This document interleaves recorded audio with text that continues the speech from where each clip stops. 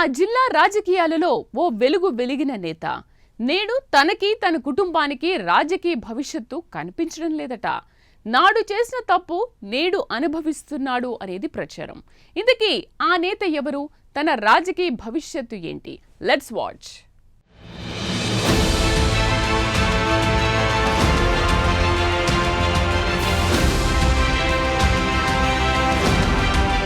ప్రకాశం జిల్లాలో తిరుగులేని నేత తానే. టీడీపీ పార్టీలో పెద్ద దిక్కు అనేలా రాజకీయాలు కొనసాగించారు మాజీ మంత్రి సిద్ధా రాఘవరావు. ప్రస్తుతం తన కుటుంబ రాజకీయ భవిష్యత్ ఏంటన్నది ప్రశ్నార్థకంగా మారిందట. దానికి సిద్ధా రాఘవరావుకి అంచెలంచెలుగా రాజకీయ ఎదుగుదలకు ప్రోత్సాహాన్ని అందించిన టీడీపీ అధినేత చంద్రబాబు కారణమట. గతంలో ఆయనకు అనేక పదవులు కట్టబెట్టారు. అలానే సిద్ధా రాఘవరావు కూడా చంద్రబాబుకి నమ్మిన బంటులా వ్యవహరించారు. కానీ 2019 ఎన్నికల్లో వైసీపీ అధికారంలోకి రావడంతో టీడీపీ నాయకులపై కక్ష సాధింపు చర్యలకి దిగారట.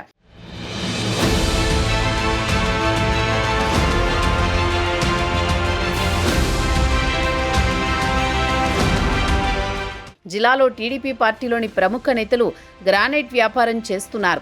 నేటి విద్యుత్ శాఖ మంత్రి గొట్టిపాటి రవికుమార్, పోతుల రామారావు, సిద్ధా రాఘవరావు లాంటి వారి గ్రానైట్ వ్యాపార సంస్థలపై అధికారులతో రైడ్ చేయించారు. వారి వ్యాపార లావాదేవీలు దెబ్బతినే విధంగా రాయల్టీలు విధించి వైసీపీలో చేరాలని ప్రతిపాదన సైతం పెట్టారు.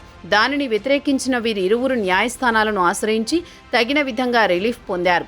సిద్ధా రాఘవరావుకి రాజకీయ గురువైన జిల్లాకి చెందిన సీనియర్ నేత కరణం బలరామకృష్ణమూర్తి టీడీపీని వీడి వైసీపీలో చేరారు. అనంతరం ఆయన కూడా వైసీపీ పార్టీలో చేరితే నేడు విధించిన తన గ్రానైట్ రాయల్టీని తీసివేస్తామని చెప్పారు. అలానే తన గ్రానైట్ వ్యాపార అభివృద్ధికి అలానే ప్రోత్సాహకాలు కల్పించారు. దీంతో సిద్ధా రాఘవరావు తన స్వలాభం కోసం తనకి రాజకీయ నీడనిచ్చిన టీడీపీని వీడి వైసీపీలో చేరారు. 2024 ఎన్నికలలో ఇవి అన్నీ పట్టించుకొని టీడీపీ అధినేత చంద్రబాబు రాష్ట్ర వ్యాప్తంగా తమ పార్టీకి దక్కిన సీట్లన్నింటికీ అభ్యర్థులను ప్రకటించారు. అయినప్పటికీ ఒక్క దర్శి నియోజకవర్గ సీటు మాత్రం ఎవ్వరికీ కేటాయించకుండా దానికి సిద్ధా కోసం ఎదురు చూశారు.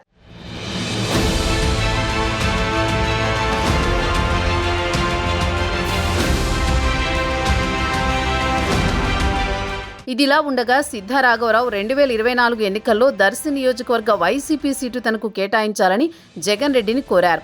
అయినా తనకు కాకుండా బూచేపల్లి శివప్రసాద్ రెడ్డికి కేటాయించారు. అదే సమయంలో టీడీపీ అధినేత చంద్రబాబు ఎన్డీఏ కూటమి పార్టీల అభ్యర్థిగా దర్శి నియోజకవర్గ సీటు సిద్ధా రాఘవరావుకి కేటాయించినా ఆయన దాన్ని సున్నితంగా తిరస్కరించారు.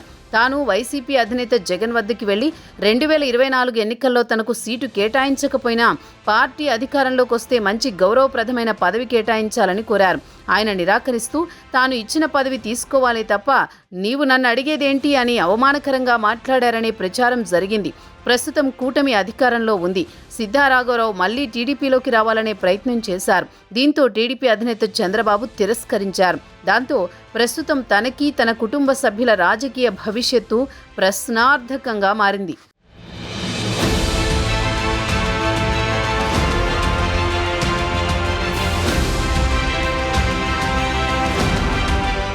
సిద్ధా రాఘవరావు రాజకీయ జీవితం తీసుకుంటే వైశ్య సామాజిక వర్గానికి చెందిన రాఘవరావు గ్రానైట్ వ్యాపారంలో అగ్రగామిగా ఎదిగారు. తన వ్యాపార అభివృద్ధితో పాటు సేవాతత్వం కలిగిన సిద్ధా ఎన్నో సేవా కార్యక్రమాల్లో భాగస్వామి అవుతూ వచ్చి మంచి గుర్తింపు సంపాదించుకున్నారు.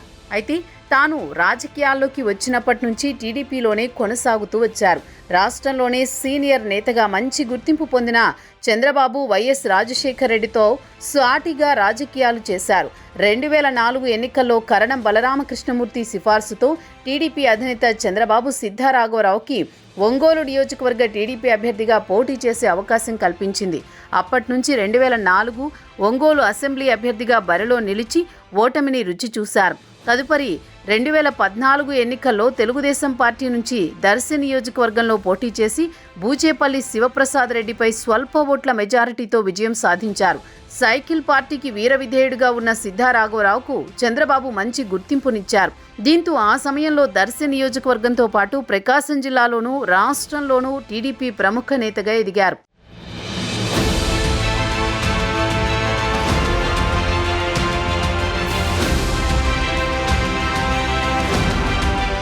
2019 ఎన్నికల్లో టీడీపీ ఒంగోలు పార్లమెంట్ అభ్యర్థిగా బరిలో నిలిచి ఓటమి పాలయ్యారు. మొదట వైసీపీ అధికారంలోకి వచ్చిన తర్వాత సిద్ధా రాఘవరావు గ్రానైట్ వ్యాపార సంస్థలపై రైడ్స్ చేసి ఆర్థికంగా ఇబ్బందులకు గురి చేశారనే ఆరోపణలున్నాయి. ఈ తరుణంలో సిద్ధా తన రాజకీయ గురువైన కరణం బలరామకృష్ణమూర్తి టీడీపీ పార్టీని వీడి వైసీపీలో చేరారు. ఆయనని కూడా టీడీపీ రాజీనామా చేయించి ఫ్యాన్ పార్టీలోకి తీసుకువెళ్లారు. అప్పట్లో దానిపై అనేక చర్చలు జరిగాయి. రాజకీయ భిక్ష పెట్టిన సైకిల్ పార్టీని వీడి అధికారం కోసం వైసీపీలోకి వెళ్లడాన్ని తెలుగు తమ్ముళ్లు జీర్ణించుకోలేకపోయారు. ఫ్యాన్ పార్టీలో రాఘవరావుకి తగిన రాజకీయ గుర్తింపునివ్వకపోయినా తన గ్రానైట్ వ్యాపారంలో మాత్రం అడ్డగోలుగా సంపాదించారట. సిద్ధా రాఘవరావు 2019లో టీడీపీని వీడి వైసీపీలో చేరినా ఆయనకు తగిన గుర్తింపు లభించలేదు. ఏదో అధికార పార్టీ వైసీపీలో చేరారంటే చేరారన్నట్టు ఉండేది తప్ప ఎక్కడా ఆ పార్టీ నాయకులు కార్యకర్తలు రాఘవరావును కనీస నేతగా కూడా గుర్తించలేదట. అసలు రాఘవరావు వైసీపీలో ఉన్నారా అంటూ వైసీపీ కార్యకర్తలే చర్చించుకునే పరిస్థితి. కానీ కార్యకర్త సైతం ఈయనను తమ నేతగా గుర్తించడం లేదంటేనే అర్థం చేసుకోవచ్చు ఆ పార్టీలో రాఘవరావు పరిస్థితి ఎలా ఉందనేది.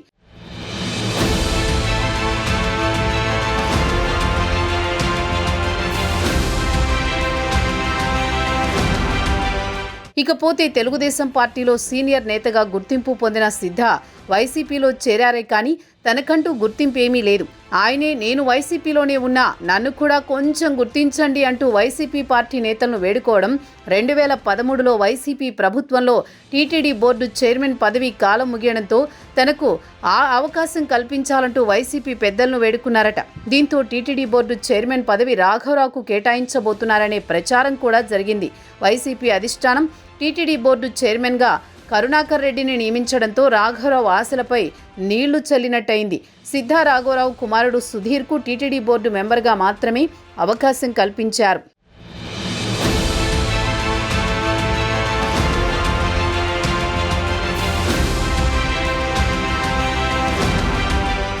ఏది ఏమైనా తనకు వైసీపీ ప్రభుత్వంలో పార్టీ నాయకుడిగా విలువ ఇవ్వకపోయినా అధికార దర్పంతో అడ్డగోలుగా నిబంధనలు అతిక్రమించారు. తన గ్రానైట్ వ్యాపారాన్ని కొనసాగిస్తూ వైసీపీ పెద్దలకి కూడా భారీగా ముడుపులు అందించారని ప్రచారం కూడా సాగింది. ఇటీవల జరిగిన ఎన్నికల్లో వైసీపీ నుంచి దర్శి నియోజకవర్గం నుంచి పోటీ చేసేందుకు తనకు గాని తన కుమారుడు సిద్ధా సుధీర్కి గాని అవకాశం కల్పించాలని కోరినా వైసీపీ పట్టించుకోలేదు. ఇదే సమయంలో టీడీపీ అధినేత చంద్రబాబు సిద్ధాపై ఉన్న అభిమానంతో రాష్ట్ర వ్యాప్తంగా అన్ని సీట్లు కేటాయించారు. కానీ ఒక్క దర్శి నియోజకవర్గ సీటును సిద్ధా కోసం ఆపడం జరిగింది. ఈ నేపథ్యంలో చంద్రబాబు ఇచ్చిన అవకాశాన్ని సున్నితంగా తిరస్కరించారు సిద్ధా.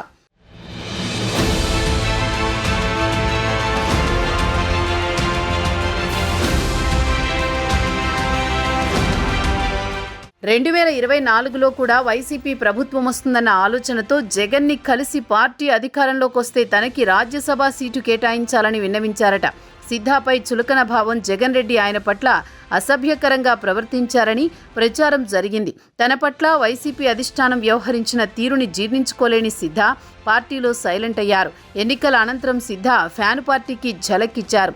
ఫ్యాన్కి గుడ్ బై చెప్పారు. దీంతో ఆయన రాజకీయ భవిష్యత్తుపై ఎలాంటి నిర్ణయం తీసుకోబోతున్నారనేది ప్రస్తుతం చర్చనీయాంశంగా మారింది.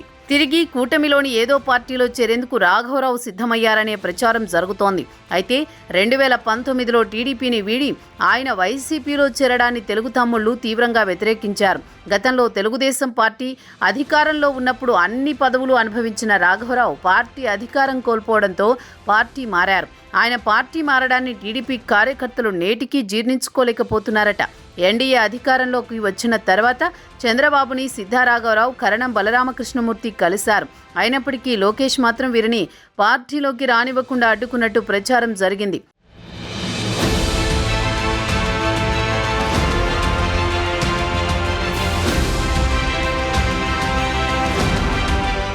ఏది ఏమైనా నాయకులు తమ స్వలాభం కోసం అధికారం కోసం అడ్డదారులు తొక్కితే నేడు పరిణామాలు ఇలానే ఉంటాయి. ఇంటి కూడు కాదని బంతికూడుకు చేరడంతో 2.5 దశాబ్దాలుగా ఓ వెలుగు వెలిగిన నేత సిద్ధా రాఘవరావు కుటుంబ రాజకీయ భవిష్యత్ ఏంటనేదే ప్రశ్నార్థకంగా మారింది. భవిష్యత్తులో ఆయన ఏదైనా పార్టీలో చేరతారా, పాలిటిక్స్కు దూరంగా ఉంటారా అనేది తెలియాల్సి ఉంది.